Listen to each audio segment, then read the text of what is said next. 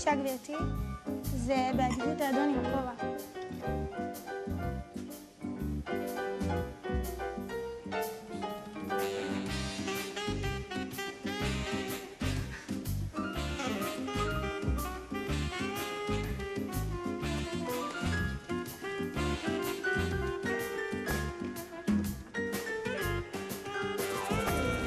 רפי סאוסי. זהבה לוי. נעים מאוד.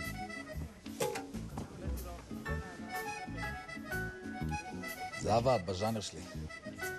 ישבת במקום של שאול. את רואה בו את השם שלו? שאול הוא הבליינד דייט שלי. אני ראיתי אותך קודם. שאול צריך לשכב איתי. מסכן. איך את עושה לו דבר כזה? אני צריכה להיכנס להיריון.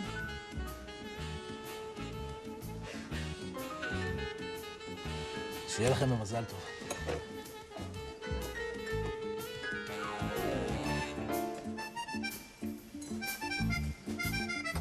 זהבה?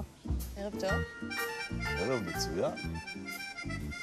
יש לך נקודת חן בדיוק כמו של נועם. אני אבא שלו.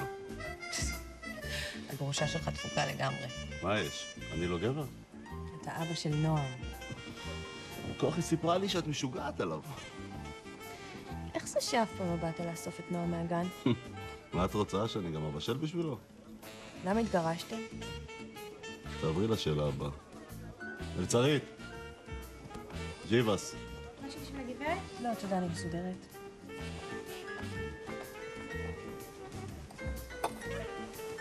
אני מחכה לתשובה. אני הייתי הגבר שלה. אז למה התגרשת ממנה? הפסיקה להריץ אותי. יש לך הערכה עצמית מופרזת. כן, גם היא לא הפסיקה להגיד את זה.